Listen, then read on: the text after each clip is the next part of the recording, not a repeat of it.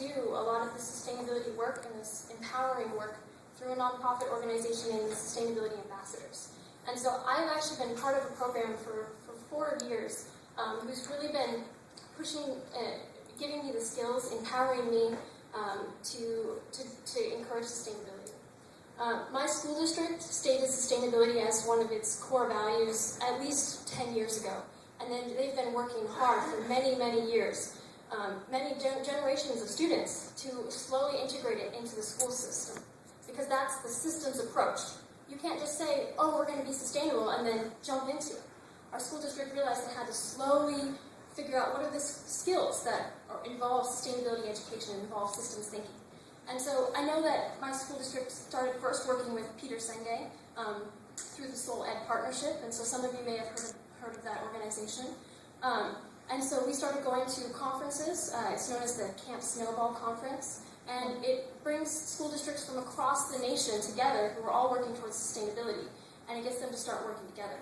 And when I was a young 8th grader transitioning into 9th grade, my school district really encouraged me to go to one of these conferences. And seeing that iceberg model up here in front earlier, that was kind of like nostalgia for me, because when I went to that first conference, that was one of the main things that they put up on the screen.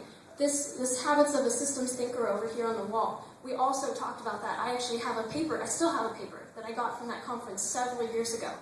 And no, I didn't understand the iceberg model as a young 8th or 9th grader. I was first exposed to it. I just got, oh, it's an iceberg. I get that the iceberg's underneath, so I could understand it, but the complexity of it did not sink in until 4 years of working with systems and 4 years of thinking about systems thinking and learning my systems, understanding the stakeholders within the systems. I actually moved here from Oklahoma about 6 years ago. And for those of you who don't know, Oklahoma's flat. There's no resources. It's very hot. So moving here, I actually loved the rain. I'm living here not so much anymore, but I did love it when I first moved here. I would go out in the rain without any jacket, and I loved the resources. And so I think moving from a place that had almost no resources to moving to beautiful Washington, Seattle area that has all of our beauty and all of our gloriousness, and then of course all of our citizens who are working hard to protect it and save it, kind of transitioning into that culture, into that environment, has really empowered me to want to empower my community and everyone around me to appreciate it and to enjoy it. So what's the point of living if we're not enjoying life? So, thank you guys for having me here tonight. And I would like to share with you kind of an example of how systems thinking is beginning to work. I personally think I'm a pretty good example. My school district slowly integrated systems thinking 10 years ago. Now 10 years later, I've had 4 years of experience that have influenced me. And now, I've actually for the past 2 days been doing what's called Sustainable Systems College, and the Sustainability Ambassadors nonprofit that I mentioned earlier. Those are our meetings where we have students from high schools from across King County that are studying policy changes and studying sustainability education and figuring out the right leverage points to change the system and to move the system towards sustainability and towards collaboration and to get our business, to get our cities, to get our schools, to get all of those entities to start working together. And so we have our meetings at a lot of different venues. We were actually at an architecture firm today. Yesterday we were at King County's office in Seattle.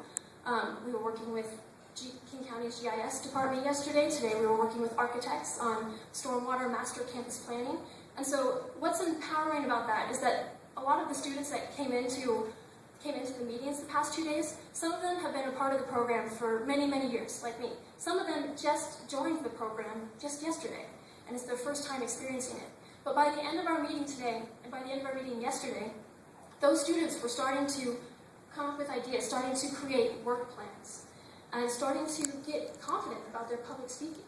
And so those are all skills that when students have those skills, they can then use their knowledge to make a difference. And so, moving here from Oklahoma, I didn't create my love for the environment. I already had it before that, but now I thrived here.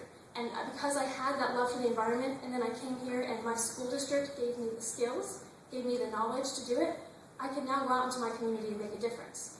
I'm going out now as a college student, so I have a little more free time to make an even bigger impact. And I have the skills to do it.